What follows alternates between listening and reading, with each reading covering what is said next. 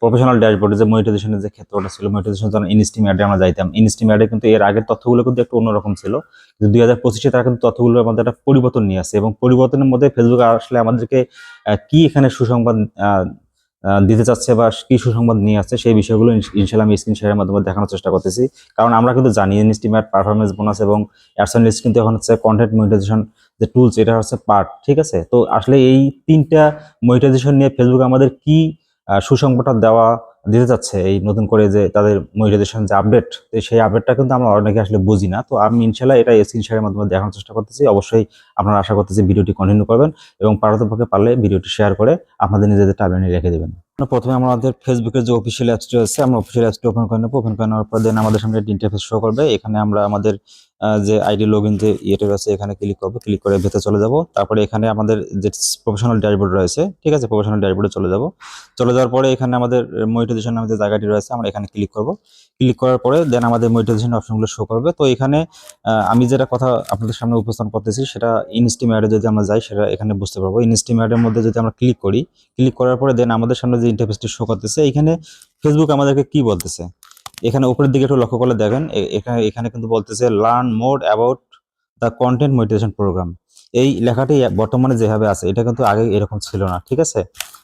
লেখাটা কিন্তু আগে অন্যরকম ছিল। পাশাপাশি নিচে যে তথ্যগুলো দেওয়া আছে তথ্যগুলো কিন্তু অনেকটা পরিবর্তন করছে। এর আগে তথ্যের সাথে কিন্তু বর্তমান তথ্যগুলোর মিল কিন্তু তেমন একটা নাই। এখানে ফেসবুক আমাদেরকে বলতেছে it combines ads on reels, instream ads and performance bonus.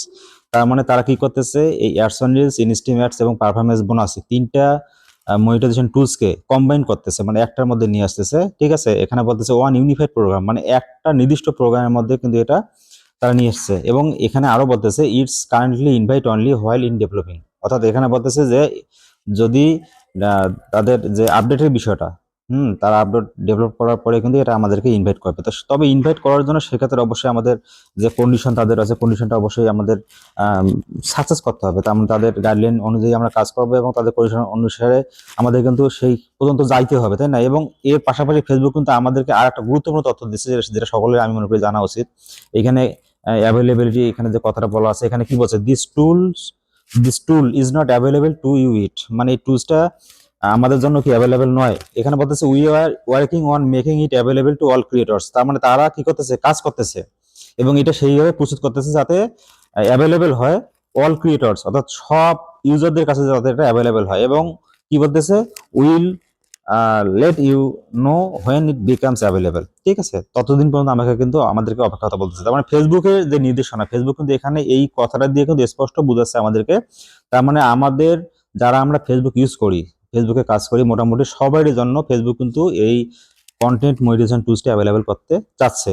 এই লক্ষ্যে কিন্তু তারা আপডেট করতেছে এটাকে, ঠিক আছে, যাতে আমাদের সহজের মানে সামর্থ্যের মধ্যে এটা চলে আসে। এই কারণে আমরা ফেসবুকে কি করবো, একটা রেগুলারিটি মেনটেন করে কিন্তু আমাদের কাজগুলো করতে হবে, ঠিক আছে। আমরা প্রতিদিন পারতপক্ষে চেষ্টা করবো আমাদের যে ফেসবুকের যে গাইডলাইন, অর্থাৎ লং ভিডিও, তারপর শর্ট ভিডিও, টেক্সট আকারে পোস্ট, তারপরে ফটোস, পাশাপাশি স্টোরি যেগুলো দেওয়া উচিত আর কি, মোটামুটি আমরা সবগুলো আইটেমে প্রতিদিন ফলো রাখার চেষ্টা, মানে করার চেষ্টা করবো। পাশাপাশি আমরা লাইভ করার চেষ্টা করবো।